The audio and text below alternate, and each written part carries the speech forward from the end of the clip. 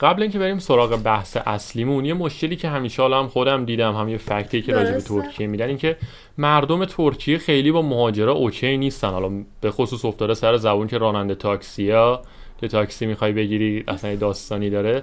چجوریه با اون قضیه؟ در واقع بحثا هستش واسه دوستانی که الان میخوان اینجا تحصیل بکنن.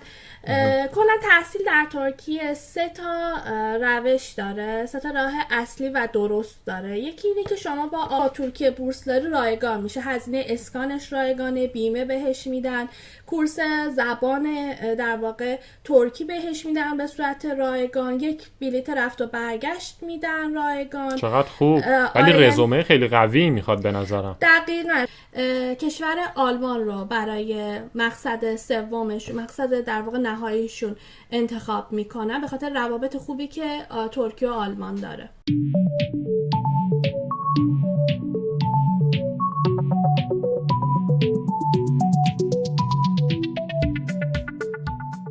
سلام سونیای عزیز، خیلی خوش اومدی به رادیو اپلای. امیدوارم حالت خوب باشه. مرسی که اومدی و یه معرفی کوچیک خودتو میکنی. سلام، وقت شما هم بخیر باشه. ممنون از این که من دعوت کردید. من سونیام، در حال حاضر دانشجوی پزشکی تو ترکیه هستم و حدود 3-4 سالیه که اینجا دارم زندگی میکنم. خیلی همالی. ترکیه چطوره؟ خوبه همه چی؟ خوبه، یکم گرونی شده. آره این بده. خب قبل اینکه بریم سراغ بحث اصلیمون، یه مشکلی که همیشه حالا هم خودم دیدم، هم یه فکتی که راجع به درسته. ترکیه میدن، این که مردم ترکیه خیلی با مهاجرا اوکی نیستن. حالا به خصوص افتاده سر زبون که راننده تاکسیا، که تاکسی میخوای بگیری اصلا یه داستانی داره. چجوریه با اون قضیه اگه ترکی بلد واقعیتش نباشی؟ اگر ترکی بلد، من فکر میکنم عموم مردم ترکیه کلن مردمای مهمون نوازی هستن، مثل مردم خود ایران و خونگرمن. یعنی عموم مردم رو نگاه بکنید به این صورت. یعنی من خودم فیدبک های خیلی خوبی ازشون گرفتم، حالا چه در دانشگاه باشه چه توی زندگی اینجا. ولی خب توی آمار تاکسی اینو بهتون در واقع حق میدم، مخصوصا حالا دوستان فارسی زبانمون یکم در واقع متاسفانه سرشون کلا رفته تو بحث تاکسی، یکم هزینه خیلی بیشتری حالا آره. ازشون دریافت کردن. ولی کلا حالا من نمیخوام بگم 100%، ولی احساس میکنم نجات پرستی اینجا خیلی کمه و دیدشون حالا نسبت به ما ایرانیا خوبه. آره اینی که چون من توریست ایرانی تجربه معمولا کردم. خیلی زیاد بوده دقیقا استانبول. اصلا یه کوچولو. ایرانی و یکم قشر آذربایجانی ها کلا زیادن تو ترکیه و خب کلا میگم دیگه، یعنی فیدبک های خوبی من گرفتم، حالا اون چیزی که من تجربه کردم. خب شرایط تحصیل و راههای ورود به دانشگاه ترکیه ذره برامون بگو ببینیم چجوریه. آره دقیقا یکی از پرطرفدار ترین در واقع بحثا هستش واسه دوستانی که الان میخوان اینجا تحصیل بکنن. کلا تحصیل در ترکیه سه تا روش داره، سه تا راه اصلی و درست داره. یکی اینه که شما با آزمون بیاین وارد دانشگاه دولتی بشید که مثلا این آزمون ها میتونه آزمون یوس باشه یا آزمون SAT باشه که حتما هم باید اینو در نظر بگیرن. این آزمون واسه مقطع کاردانی و کارشناسی هستش، یعنی واسه مقاطع تکمیلی نیست. و به یه مورد انگلیسی هست آزمونا؟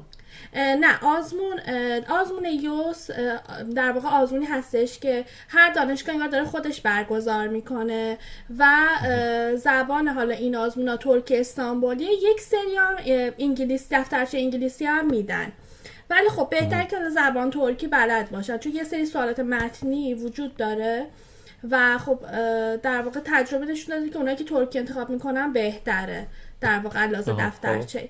یکم آزمون SAT هستش که آزمون SAT کلا زبان انگلیسیه. حالا دو نوع داره آزمون SAT هم، یکی سابجکتیه که موضوعی میشه، یکم جنراله.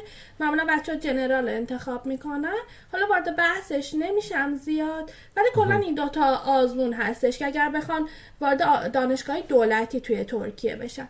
یکی هم در واقع دانشگاه خصوصی هستش که شما با سوابق تحصیلیتون و بدون نیاز به آزمون وارد دانشگاه ها میشید و تنها کاری که باید بکنن اینه که مدارکشون رو ترجمه کنن و درخواست به دانشگاه ها بدن و پذیرششون هم 190 در میاد از دانشگاه ترکیه تو هر رشته‌ای که بخوان.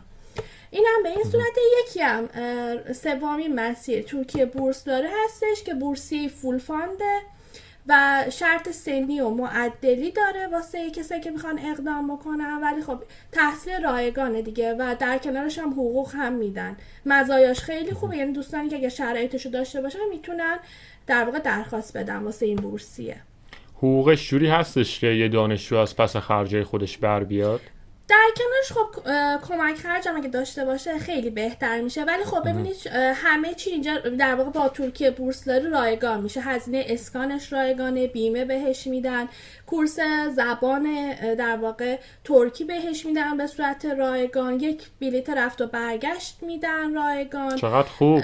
ولی رزومه خیلی قوی میخواد به نظرم. دقیقاً به رزومه خیلی بستگی داره و هر ساله یک دیدگاهی که ایجاد شده و اکثر مؤسسات و بچه‌ها فاز منفی کم دارن میدن اینه که اصلا ایرانی بر نمیداره. مثلا اینو دارن هی میگن که یکم دل سرد بشن بچه‌ها، ولی خب اینجوری نیست. واقعا کسایی که رزومهشون خوب باشه، معدلشون خوب باشه، شرط سنیشون بخوره، اگر مقاله‌ای دارن، اگر مدرک زبانی دارن، همه اینا خب پوان مثبت در واقع حساب میشه دیگه، داشته باشن میتونن در واقع پذیرفته بشن که قبلا هم در مقطع کارشناسی، هم در مقطع ارشد، هم در مقطع دکترا از ایرانی ها پذیرفته شدن به این صورته. ولی همه چی میگم چون رایگانه، حالا در کنارش فکر میکنم اگه اشتباه نکنم حدود 1500 لیر واسه مقطع در واقع کارشناسی میدادن ماهانه. بله. بعد یه دانشجو اجازه کار هم داره تا اینی که داره تحصیل میکنه؟ ببینید دانشجو حالا اگر بخوان کار بکنن، چون خب درس‌ها واقعا به عنوان یه دانشجو خارجی که خودم حالا پزشکی دارم میخونم، درسام خیلی سنگینه، واقعا فرصت نمیشه که بخوان برن بیرون و حالا مثلا یک کار به صورت حضوری انجام بدن. ولی اگر در واقع کارشون پروژه محور باشه، آنلاین باشه، خیلی به نفعشونه و بتونن مثلا یا تدریس حالا زبان انگلیسی باشه یا زبان ترکی استانبولی باشه. به نظر من اگر میخوام بیان و دوستان کار هم بکنن، یه کار آنلاین پیش ببرن جلو، چون واقعا اینقدر درس ها خب زیاده و از 8 تا میبینید 4-5 بعد از اون خب برن دانشگاه و خب واقعا فرصتی نمیشه. خب کی درس بخونن؟ حتی بخوام پارت تایم هم کار بکنن یکم به مشکل میخورم، مثلا اون اوایل که هنوز بخوام با شرایط اینجا آداپته بشن واقعا سخته. ولی من توصیهم اینه که یک شغل آنلاین داشته باشن در کنارش. پس این نتیجه رو میگیریم که بهتره که یه بودجه از ایران هم تزریق بشه ماهی. دقیقاً همینطوره. دقیقاً یه پشتوانه مالی داشته باشن. حدوداً چقدر خرج دانشجو اونجا به صورت میانگین؟ حالا اینو خیلی نمیشه دقیق گفت واسه به لایف استایل اینا داره، ولی یه اوریج حدودی. ببینید مثلا بستگی داره به رشته‌ای که میخونه و شهریه‌ای که میخواد پرداخت بکنه. الان شهریه ها حالا در دانشگاه دولتی مثلا میگم از 20,000 لیر که حالا سالانه میشه 40 میلیون تا 500-600 میلیون هستش و این کاملا میگم بستگی داره که چه رشته‌ای داره میخونه. خب مقطع کاردانی خیلی هزینه‌اش کمتره. برای مقطع در واقع حالا لیسانس، اینجا لیسانس پزشکی بالاترین شهریه رو داره و میگم کاملا فرق میکنه. ولی حالا من بخوام اگر در مورد یک هزینه زندگی بگم، باز میتونم یکم در واقع هزینه‌های زندگی بیشتر فاکتور بگیریم از دانشگاه. بله چون میگم دانشگاه. آره دقیقاً همینطوره. ببینید الان بخوام به صورت میانگین بگم حدوداً 10-12 هزار در شهر استانبول واسه اجاره خونه باید بذارن کنار و خدمتتون عرض کنم حالا در کنار 4-5 هزار لیرم واسه حالا خورد و خوراک و خدمتتون عرض کنم حالا چیزای شخصی. حالا یک چیز مناسب و میانگین گفتم، ولی واسه هر کسی و بر حسب شرایط و خدمتتون عرض بکنم سبک زندگی که داره میتونه فرق بکنه، متفاوته. دقیقاً. سیستم آموزشی ترکیه چقدر با ایران متفاوته؟ یعنی مثلا یه نفر که لیسانس ایران بوده برای ارشدش بیاد، یا حالا ما دبیرستان هر مقطع ایران بوده، چی مثلا یه شوک میشی با اون سیستم یا نه شبیه ماست تقریبا؟ سیستم، حالا از سیستم نمره دهی توی دانشگاه ها میخوام یکم صحبت بکنم که حالا مثلا واسه اکثر مثلا رشته‌های حالا پزشکی بعضا دندان هم دیده شده سیستم کرول هستش اینجا. یعنی شما چند هفته درس میخونید، حالا 4 هفته 5 هفته درس میخونید، بعد یه آزمون میگیرن ازتون. یک آزمون حدودا حالا 100 سواله میشه، بستگی باز داره به دانشگاه و ممکنه اینا متفاوت باشه. حالا ممکنه در طول یک سال شما 5 تا از این آزمون ها بدید که به هر کدوم از این آزمون ها میگن کرول. بعد از اینا شما یه دونه آزمون فینال میدید که انگار کل یک سالتون جمع شده و در واقع وارد آزمون فینال میشید و نمره اینجا در واقع حالا تو آزمون های کرول همون از 100 هستش، ولی کلا معدل کل که بهش اینجا میگن گانو در واقع از ماکسیموم مقدارش 4 هستش، یعنی 4 دیگه بهترین. انگار مثلا طرف معدل 20 گرفته توی حالا مثلا ایران. آره به این صورته. بعد اینکه سخت کلا نمره دهی اساتید یا نه مثلا میشه راحت پاس کرد درس‌ها رو؟ واقعا سیستم کرول اولش واسه به نظرم هر دانشجوی خارجی، حالا ربطی نداره ایرانی باشه یا سایر کشور باشه، واقعا سخته یکم تا بخواد با اون در واقع سیستم آشنا بشه. ولی خب چیزی نیستش که مثلا بگم اصلا نمیشه باهاش آداپته شد. بعد از اینکه میگذره و خب توی محیط میرید، اساتیدتون میبینید، میشناسید، دوست پیدا میکنید و اونا رو شما تاثیر میذارن و یاد میگیرید که مثلا خود من به واسطه دوستای ترکی که پیدا کردم خیلی باعث شده که تو درسم، توی در واقع معدلم تاثیر بذاره، یک تاثیر مثبت بذاره و در واقع از پسش بر اومدم یه جورایی میتونم بگم. خیلی همالی. برای کسی که ترکی بلد نیست و صرفاً انگلیسی بلده و علاقه‌ای هم نداره ترکی یاد، یعنی سخته دیگه چون بخوای یه زبان دیگه رو یاد بگیری، به نظر ترکیه مقصد خوبیه؟ نه به نظرم سخته، نه نمیتونه بیاد. دقیقا. ببینید حالا اینجا در واقع زبان تحصیل هم ترکی استانبولی هست تو دانشگاه، هم انگلیسی هستش. حالا بستگی داره که دانشجو چه در واقع رشته‌ای رو دارن و چه زبان رو دارن پذیرش میگیرن از دانشگاه. ولی خب ما مبنا رو بذاریم که فقط 100% دارن انگلیسی میخونن. خب اینا واسه رفتن تو اجتماع و ارتباط برقرار کردن با آدم‌ها نیاز دارن که زبان ترکی بلد باشن، چون ترکیه جایی نیستش که در واقع زبان انگلیسی بلد باشن عموم مردم. آره خیلی ضعیفه انگلیسیشون. دقیقاً. پس باید حتما در واقع زبان ترکی استانبولی رو بلد باشن اگر که میخوان بیان اینجا، حتی اگر رشته تحصیلشون به زبان انگلیسی باشه. من خیلی جاها میبینم یه سری تیتر میزنن که تحصیل در ترکیه بدون مدرک زبان انگلیسی یا هر چیز دیگه‌ای میشه مثلا انگلیسی تدریس کرد، انگلیسی تحصیل کرد ولی مدرک زبان رو نداشته باشی، یعنی صرفا بگی من زبانم خوبه و بیای.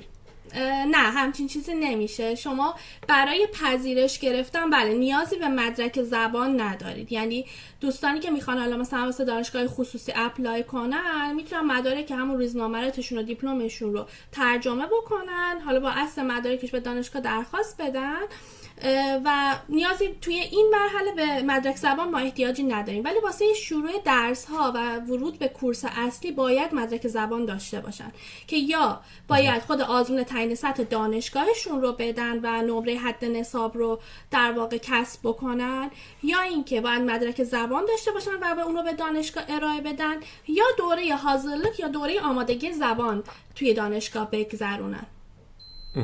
پس یعنی این تیتری که یه سری از مؤسسات رویا فروشی میکنن که با زبان صفر برین ترکیه پزشکی مثلا بخونید، صرفا رویاست. درسته؟ دقیقاً همینطوره.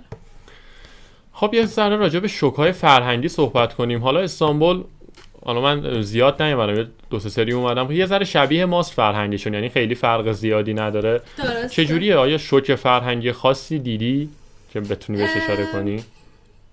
خب اولش میخوام بگم که من خودم حالا اصلا چرا اینجا انتخاب کردم، بعدش به اون در واقع سوال شما بپردازم.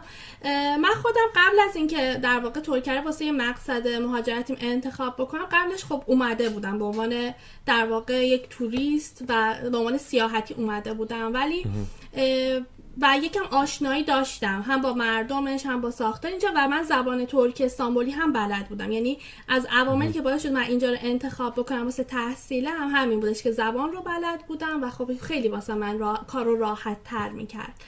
و در رابطه با شوک‌های فرهنگی واقعش من خیلی میگم اول مصاحبه‌ام گفتم که مثل مردم ایران مهمون نواز و خونگرمن. من خیلی آنچنان مثلا شوک فرهنگی بهم وارد نشده. حالا شاید یکی از دوستانی که میگم مثلا اصلا آشنایی نداشته باشه با ترکیه بخواد بیاد واسه تحصیل، در واقع اون شوکه خیلی بیشتر بهش احساس بشه. ولی خب من اینو به شخص حالا میگم احساس نکردم. حالا ممکنه یکی تجربهش کاملا متفاوت باشه با من. راجع به امنیت یه کوچولو بگو ببینیم امنیت اونجا چه جوریه. بعد یه نکته هم حالا بعد اینکه گفتی من اشاره کنم راجع به امنیت. در رابطه با امنیت من الان حدود 3-4 ساله که کلا دارم ترکیه زندگی میکنم. حالا در واقع خانواده‌ام هم در رفت و آمدن. در رابطه با امنیت یعنی من جاهایی که رفتم، جایی که حالا شناخته شده بوده و همه دارن میرن، مشکلی واسم پیش نیومده. چه علاوه در مسافرت‌های بین شهری باشه، چه حالا خود شهری که هستم و دانشگاهم توش هستش، واقعا مشکلی ندیدم. از این بعد حالا تا شب، حالا ساعت 11-12 شب هم شده رفتم من بیرون. ولی خب میگم به اون مکانی که شما هستید همین بستگی داره. طبیعتا ترکیه هم یه سری مناطقی داره که شما نباید اونجا بری، سری محلهایی که خیلی لولش پایینه و اگر تو جاهایی باشه که حالا عموم مردم هستن شناخته شده هستش، من واقعا به شخص مشکلی در واقع ندیدم از این بابت. خیلی عالی. ما یه پادکست داشتیم اتفاقا راجع به هلند بود، امنیت توی هلند. یکی از دوستان گفته بود که امنیت هلند خیلی خوبه. بعد چند نفر کامنت گذاشتن که نه امنیت هلند اصلا خوب نیست. می‌خواستم این نکته رو اینجا بگم که اون به دیدگاه فرد بستگی داره، به جایی که اون فرد زندگی میکنه، به خاطره‌ای که از اونجا داره و خیلی یه نسخه رو نمیشه به اصطلاح برای همه پیچید. الان مثلا شاید از یه نفر دیگه راجع به امنیت استانبول بپرسیم بگه نه مثلا اصلا خوب نیست، گوشیشو زده باشن اونجا یا خاطره بدی داشته باشه. درست. پس این داستان خیلی به فرد بستگی داره. دقیقاً.